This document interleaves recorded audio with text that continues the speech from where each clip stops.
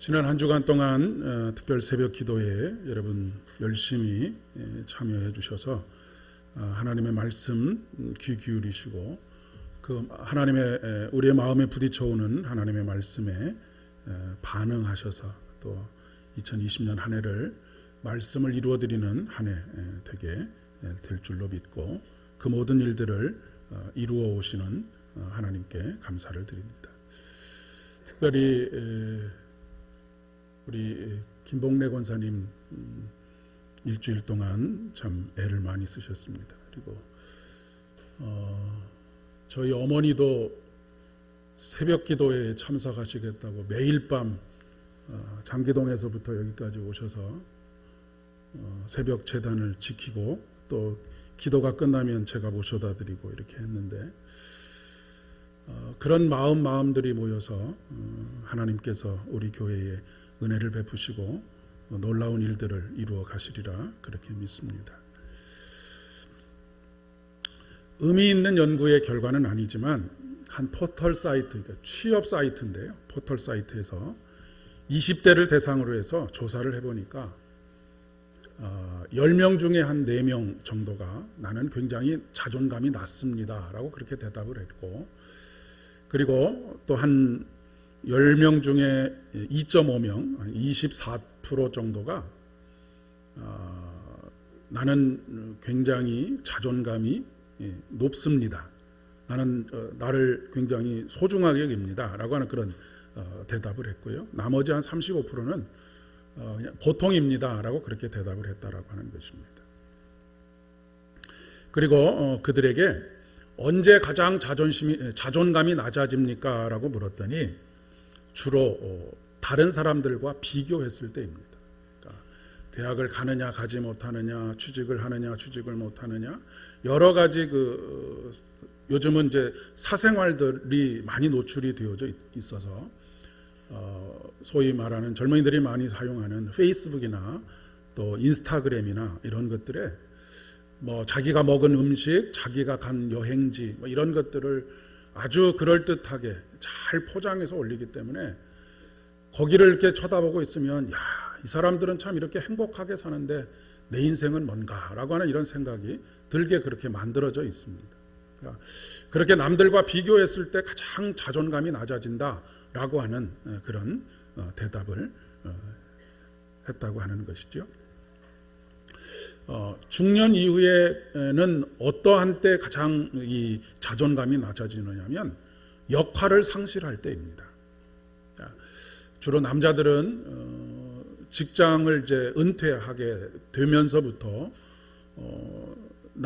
나를 불러주는 것도 없고 써주는 것도 없고 내 인생이 가치 없는 것처럼 그렇게 느껴질 때, 그런 때부터 자존감이 확 낮아지고요. 그리고 또 중년의 여인들은 주로 중년 이후의 여인들은 주로 무엇 때문에 자존감이 낮아지느냐면 빈둥지 증후군이라고 하는 것입니다. 그러니까 그동안 애써서 돌봐오던 아이들이 하나씩 품에서 떠나서 더 이상 돌볼 아이들이 없게 되어졌을 때, 그것을 이제 빈둥지 증후군. 그러니까 어린 새들이 잘 어미가 물어다 주는 먹이를 먹고 그곳에서 잘 자라다가 이제 둥지를 떠나서 자기 둥지를 만들게 되는 그런 시점에서부터 자존감이 굉장히 낮아진다라고 그렇게 이야기를 하고 있습니다. 이 자존감이라고 하는 것은 사랑과 그리고 내가 유능하다, 사회에 유익하다, 그리고 무엇인가 유익함을 끼칠 수 있다라고 하는 그런 것으로 구성이 된 아주 주관적인 신념입니다. 그러니까 주관적이다라고 하는 것은 개인이 다 다를 수 있다라고 하는 그런 이야기입니다. 스스로 사랑받고 있다라고 그렇게 사랑받을 만한 가치가 있고 누군가에겐가 사랑을 받고 있다라고 믿고 있는 사람, 그리고 무엇이든지 다 잘할 수는 없지만 내가 좋아하는 것이 있고 내가 잘하는 것이 있어서 나는 이것만으로도 충분히 내 삶의 의미가 있고 가치가 있고 이 세상에 존재할 만한 가치가 있다라고 그렇게 생각하면서 사는 개인적인 신념이라고 이야기할 수 있습니다. 이것이 왜 중요하냐면 이 자존감이 높은 사람과 자존감이 낮은 사람에게 있어서 삶의 모든 영역에 영향을 끼치기 때문에 그렇습니다. 자존감이 낮은 사람은 매사에 좀 부정적입니다. 반면에 자존감이 높은 사람은 매사에 긍정적입니다.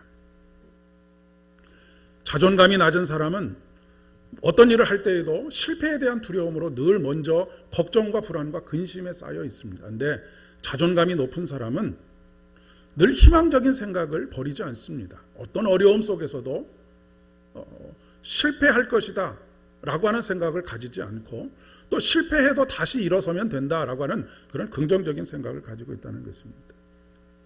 자존감이 낮은 사람은 굉장히 다른 사람에 대해서 인색한 삶을 살고요, 자존감이 높은 사람은 조금 이렇게 후한 삶을 살게 됩니다.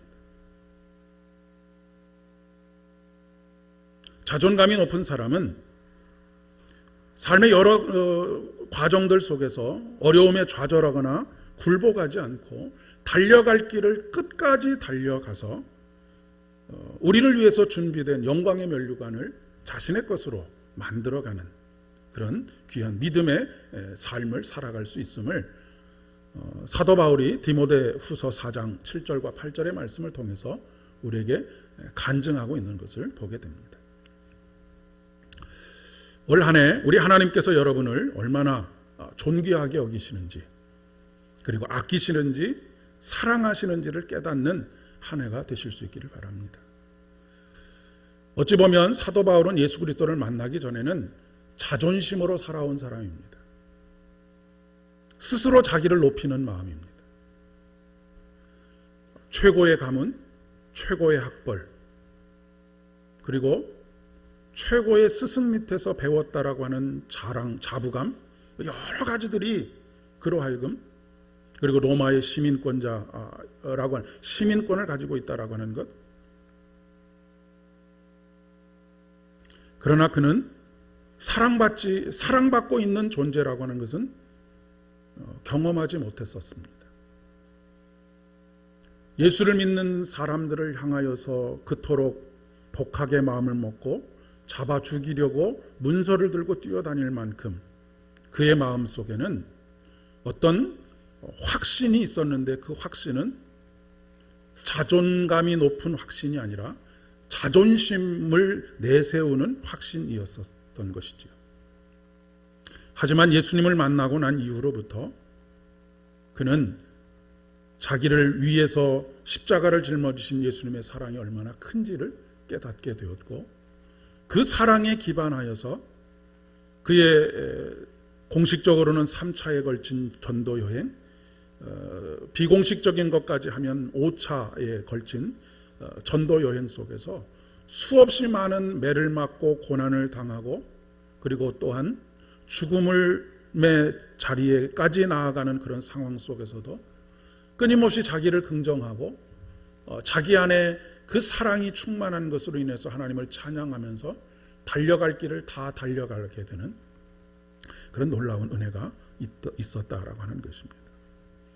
그런데 우리가 하나님께 사랑받고 있는 존재라고 하는 것은 어느 한순간에 깨달아지는 것은 아닙니다. 많은 시간들 동안 하나님과 함께 지내는 그런 삶의 과정들이 반드시 필요한 것이죠. 마치 그런 것과 비슷합니다. 만약에 전혀 관계가 없는, 피가 섞이지 않은, 내가 낳지 않은 자식을 고아원에서 입양을 했다라고 그렇게 생각을 해보십시오. 사랑하는 마음을 가지고 아이를 입양했지만 아이는 오랜 시간 동안 나는 버려진 존재였다라고 하는 것에 대한 그 생각들이 머릿속에도 가득하고 마음속에도 가득합니다. 그래서 아무리 부모가 내가 너를 사랑한다고 말해도 믿지 못하고, 또 언제 버려질지도 모른다라고 하는 두려움이 그 마음속에 있습니다. 부모가 아무리 다가가려고 해도 아이는 부모를 자꾸 밀어냅니다. 우리가 하나님과의 관계도 마찬가지라고 이야기할 수 있습니다. 우리가 본래는 멸망의 자녀로서 버려진 자들이었습니다. 그런데 하나님께서 우리를 사랑하셔서 우리를 무슨 이유인지 알 수 없지만 우리를 택하여 주시고 하나님의 자녀로 삼아 주셨습니다. 그런데 우리 마음속에는 이전에 죄로 말미암아서 버려졌던 그 경험들로 인해서 하나님의 이 사랑을 쉽게 받아들이지 못합니다. 쉽게 느끼지도 못하고요. 그런데 이런 과정들이 극복해져 가는 것은 어떤 일로 극복해져 가느냐면 같이 이러저러한 사건 사고들 속에서 행복감을 경험하게 되고 정말로 부모가 나를 사랑하고 있다라고 하는 것을 진심으로 느껴지게 될 때 그때 비로소 하나님을 신뢰하게 되고 마음을 열게 되고 진정한 의미에서의 하나의 가족을 이루게 되는 것이죠. 우리 각자가 하나님과의 관계 속에서 어떤 사람은 조금 더 밀착된 관계 속에 있고 어떤 사람은 여전히 먼 관계 속에 있으리라 그렇게 생각을 합니다. 올 한 해는 하나님께로 더 한 걸음 가까이 나아가고 하나님께 조금 더 우리의 마음의 빗장을 여는 한 해. 그래서 오늘 말씀에 있는 것처럼 하늘의 문이 열리는 것을 경험하고 하늘로부터 성령이 임하시고 그분에게서 들려오는 말씀, 참으로 너는 내가 마음으로 기뻐하는 사람이다 라고 하는 그 확신의 마음을 가지실 수 있는 그런 한 해가 되실 수 있기를 바랍니다. 지나온 세월 그리고 지나온 한 해 우리들에게 실패도 있었을 수 있겠고 또 좌절로 인한 경험들로 인해서 우리의 자존감이 굉장히 낮아져 있을 수도 있겠습니다.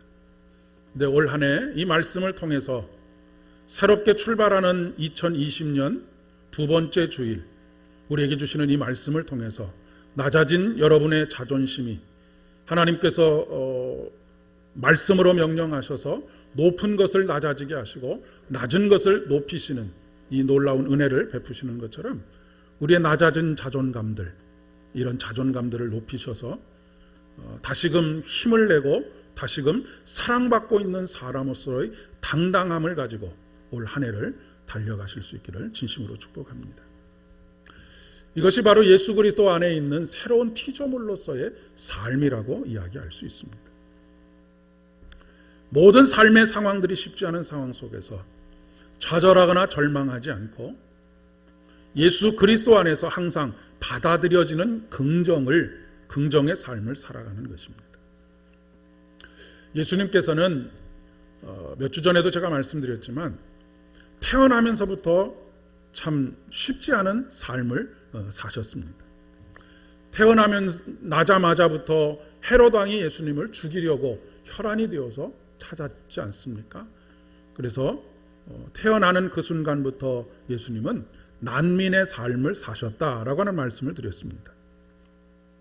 그러나 이 태어나면서부터 누군가에게 죽음의 위협 속에서 난민의 삶을 살 수밖에 없었던 예수님께서 애굽으로 가는 길과 애굽에서 돌아오는 길과 돌아와서 다시 모든 정착하는 과정들 속에 하나님께서 섭리하시고 인도하시고 동행하시며 도우시는 그 사랑이 있음을 부모를 통해서 듣고 알게 되었고 그것으로 인해서 그 당시의 삶의 어려움으로 인한 아무런 마음의 상처를 그 마음속에 남기지 않을 수 있었다라고 하는 그런 이야기입니다.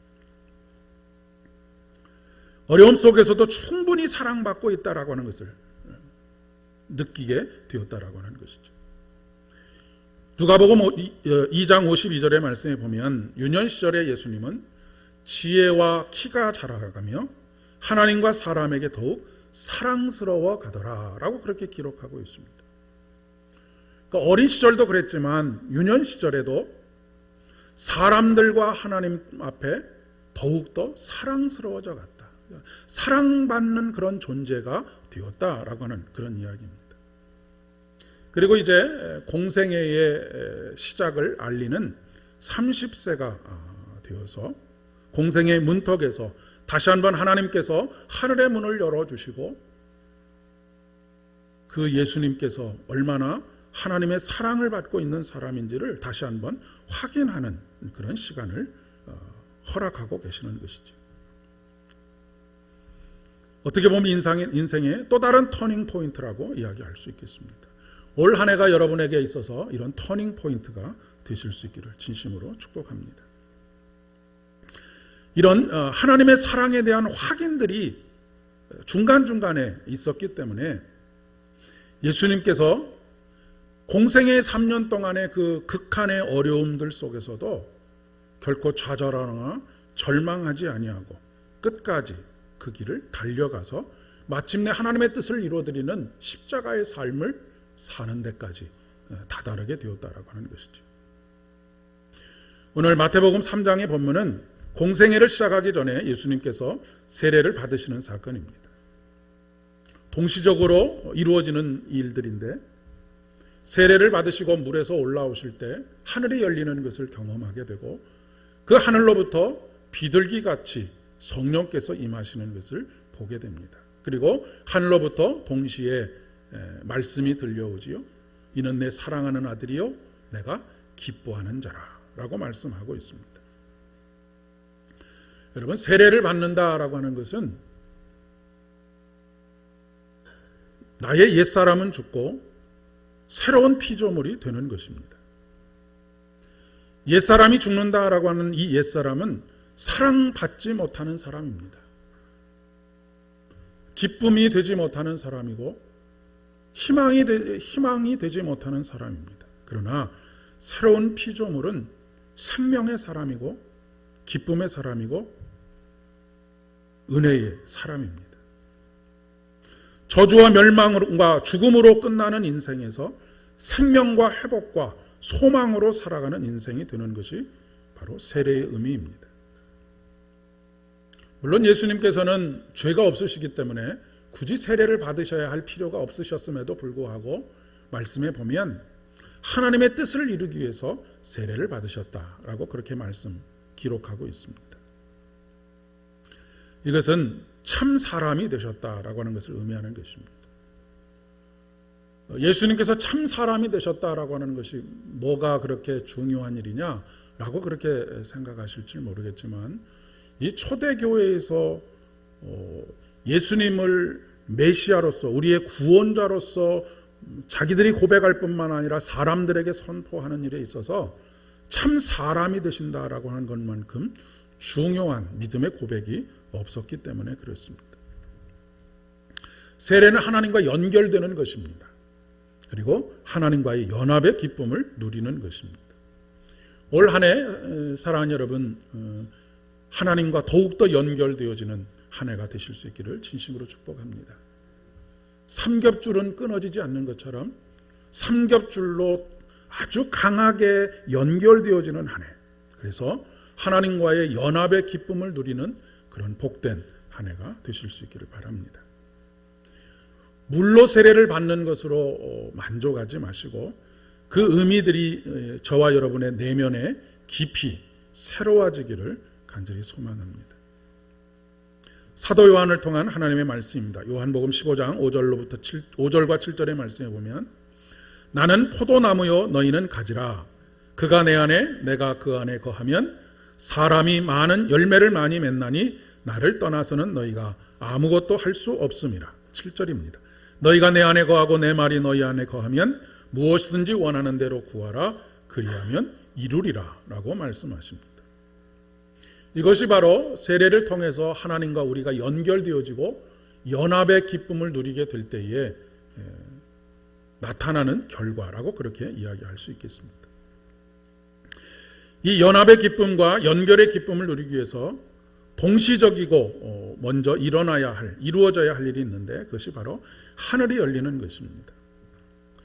하늘은 항상 열려 있는데 무슨 하늘이 또 열리느냐라고 그렇게 반문하실 수 있겠지만 이 신앙 고백적인 언어라고 하는 것을 전제하시고 들으시면 좋겠습니다.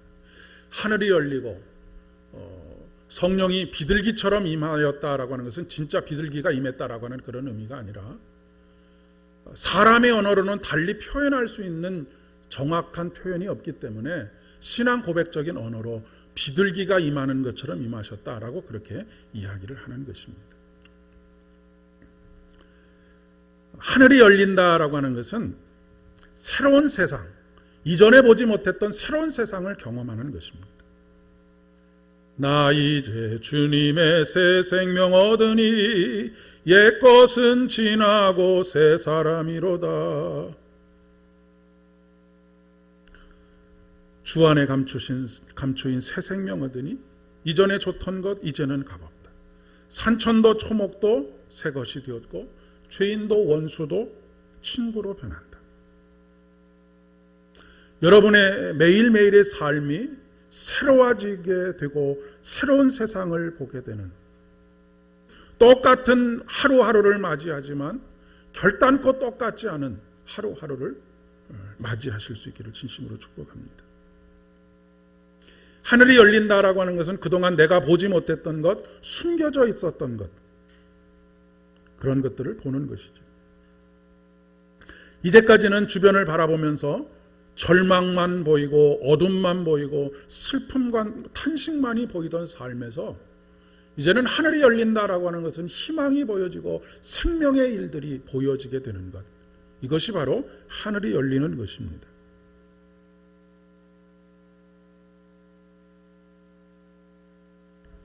하늘이 열릴 때에 성령이 비둘기처럼 그곳에 임하였습니다. 생명을 경험하게 되었다라고 하는 그런 이야기입니다. 그리고 생명 현상으로 충만한 삶을 살게 되었다라고 하는 이야기입니다. 우리가 생명의 삶을 살기 위해서는, 우리의 삶의 자리에서 생명으로 충만한 삶을 살기 위해서는 생명의 영이신 성령께서 우리 가운데 임하셔야 합니다. 우리가 거룩한 삶을 살기 위해서도 마찬가지입니다. 우리가 거룩한 성도로서의 삶을 살기 위해서는 거룩의 영이신 성령께서 우리 가운데 임하셔야만 합니다. 성령이 임하실 때 우리의 삶이 새로워지고 우리의 생각이 새로워지고 우리의 가치관이 새로워지고 우리의 관계가 새로워질 수 있습니다. 한숨이 사라지고 새로운 소망이 솟구칩니다. 올 한 해 저와 여러분의 삶이 그렇게 되어지기를 진심으로 축복합니다. 두 번째로 하늘에서 소리가 들려옵니다. 이는 내가 사랑하는 사람이다. 내가 마음으로 기뻐하는 사람이다. 예수님은 이 사랑에 연결되어서 고난의 십자가를 끝까지 짊어지고 갈 수 있었습니다. 십자가 위에서 엘리 엘리 라마 사박다니, 나의 하나님 나의 하나님 어찌하여 나를 버리십니까? 라고 그렇게 절규하면서도 그 하나님께 왜 나를 버리십니까? 라고 절규하는 대상인 그 하나님께 예수님께서는 주님, 내 삶을 주님의 손에 맡겨드립니다 라고 하는 절대적인 신뢰를 표현하고 있습니다. 이 절대적인 신뢰는 무엇으로 가능한 것이냐면 하나님께 사랑받고 있음을 깨닫게 될 때 비로소 가능한 것입니다.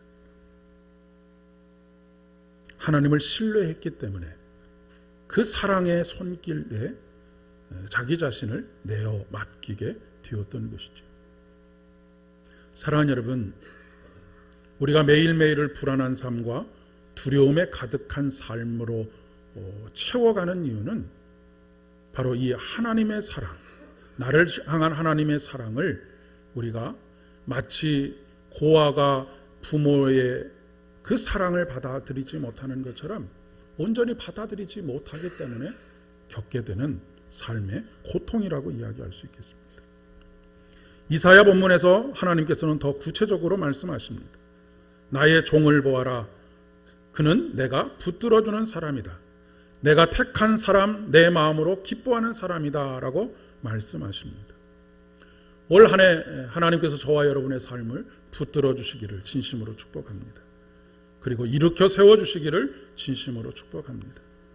하나님께서는 상한 갈대를 꺾지 아니하시고 꺼져가는 등불을 끄지 아니하시는 하나님이십니다. 하나님께서 치료하시고 회복하시고 온전케 하시는 한 해 되실 수 있기를 진심으로 축복합니다.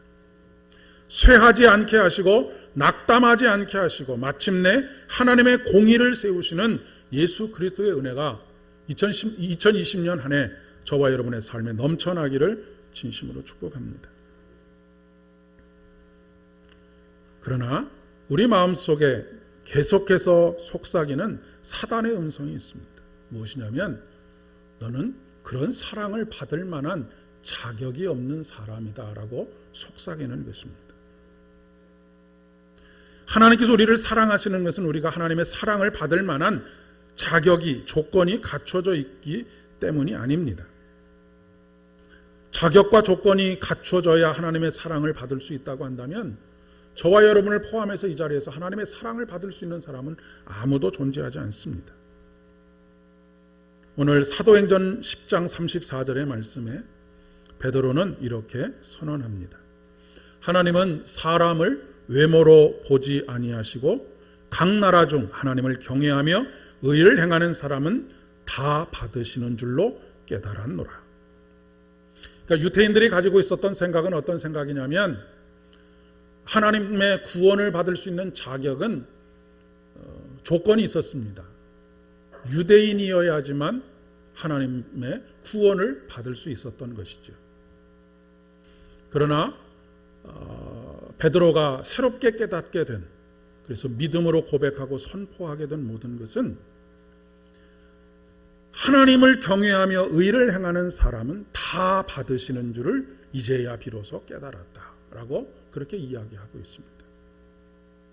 유대인이나 이방인이나 종이나 자유자나 많이 배운 사람이나 적게 배운 사람이나 많이 가진 자나 적게 가진 사람이나 고상한 사람이나 천박한 사람이나 구별 없이 차별 없이 하나님은 세상 사람들과 달리 하나님을 경외하고 하나님의 의를 이루는 사람, 하나님의 의를 이룬다는 것은 예수 그리스도, 우리에게 십자가를 통해서 의를 이루신 예수 그리스도를 믿음으로 받아들이고 나의 주로 고백하는 사람이라는 말씀입니다.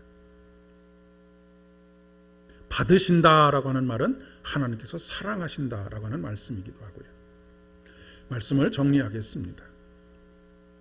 하나님께서 진심을 다해서 사랑하시고 그 존재 자체를 기뻐하시는 그 사랑을 받고 계시는 여러분, 올 한 해도 하늘이 열리는 것을 경험하는 가운데 하나님과의 연합의 기쁨, 연결의 기쁨을 누리시고 그 안에서 참으로 내가 하나님의 참 사랑을 받고 있는, 마음을 다한 사랑을 받고 있는 존재인 것을 깨달아 이제까지 마음을 열지 못하고 그분과 함께 동행하지 못했던 삶에서 돌이켜서 이제는 마음을 활짝 열고 그분의 사랑을 마음껏 받고 그로 인해서 내 삶의 의미와 가치가 다시금 새롭게 되어져서 매일매일의 삶이 즐겁고 복된 믿음의 여정 되실 수 있기를 진심으로 축복합니다. 함께 기도하겠습니다. 참 좋으신 아버지 하나님, 은혜를 감사드립니다. 하나님께서 얼마나 나를 사랑하시는지를 우리는 잘 알지 못하며 살아가고 있습니다. 말로는 우리가 안다고 하지만 하나님의 사랑이 얼마나 큰지, 얼마나 측량할 수 없는지를 우리가 어찌 다 알 수 있겠습니까? 오늘 세례를 통하여 하늘이 열리는 것을 보게 된 것처럼 우리들도 우리의 눈 비늘이 벗겨지고 굳게 닫혔던 우리의 마음들이 열려져서 우리가 얼마나 존귀한 사람인지, 우리를 사랑하시는 하나님의 사랑이 얼마나 큰지를 깨닫게 하여 주옵시고 조금도 남김없이 그 사랑을 우리 안에 채워갈 수 있도록 은혜를 더하여 주시옵소서. 그래서 2020년 한 해 여러 가지 삶의 어려움이 있을지라도 좌절하거나 낙담하지 않게 하여 주옵시고 끝까지 우리를 사랑하시고 우리에게 끝까지 은혜를 베풀어 주시는 하나님을 신뢰하며 우리의 삶을 주님의 손에 맡겨드리는 복된 한 해 이루어갈 수 있도록 은혜를 더하여 주시옵소서. 모든 말씀 예수님의 이름으로 간절히 기도드립니다.